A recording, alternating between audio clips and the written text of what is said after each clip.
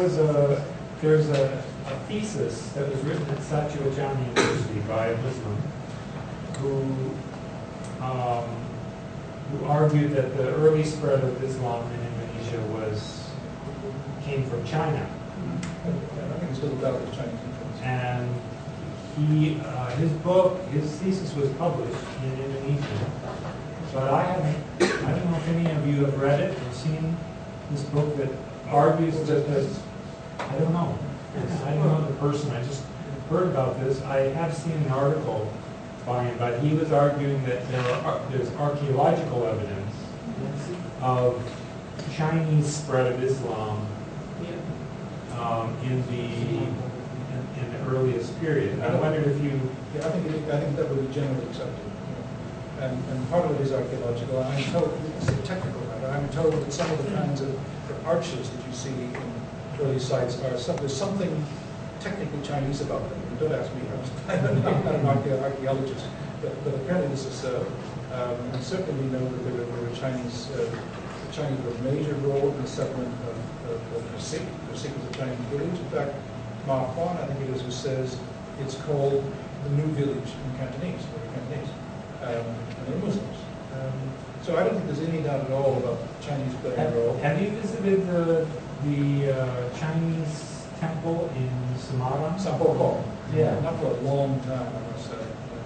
I wondered if you had any reflections on that. Well, there was the argument that there used to be a chronicle, the annals of Samarang. The first version was published by Parindungan in this book called Tuan Kurau. And that's a book on here's this Charita. Here's a story about the conversion of Java to Islam.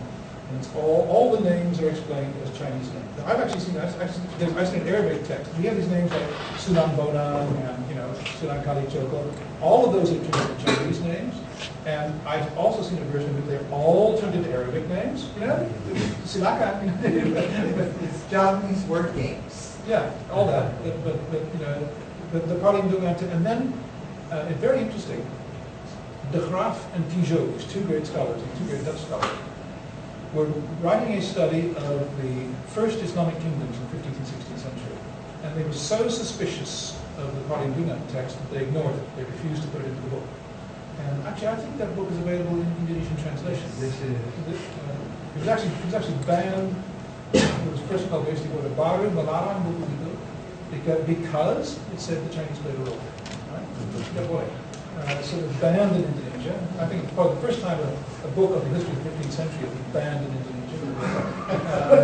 Then it came out, now it's available in Indonesian translation. But after that, they began to look at this book more carefully. They said there's some things here which may be right. For example, they had worked out on other evidence that the conversion of Madura to Islam probably took place in 1527. And they looked at the Parindungan text. What does it say? Madura was converted in 1527. She says, maybe there's something here. So they began to do a new edition of this book. This would be 1980s sometime. Then De Graaf died. Then Tijot got the book. Before he died, he sends it to me. Would I finish this book for you? Right? Now, I'm deeply suspicious of this text. Really, really doubtful. But as an act of, not quite filial piety, but I learned a lot from De Graaf and Tijot, so I published this thing with an editor's introduction which must have more qualifications than any you've ever read. But it's available. It was published as a Monash working paper, and it's called the Annals of Samarang and Cirebon, I think. And it's all about how the Chinese are the converters of Islam. They're all the Walis are Chinese. And it's true, some of them have Senopati Jimbun, Chinese name. So you do have, I think there's no doubt there's a Chinese role. But precisely what it is like everything else. There's so much that's unclear. Well, the Islam in that part of the world, in this part of the world at that time, was an extraordinarily cosmopolitan community. It would make sense that the world in it.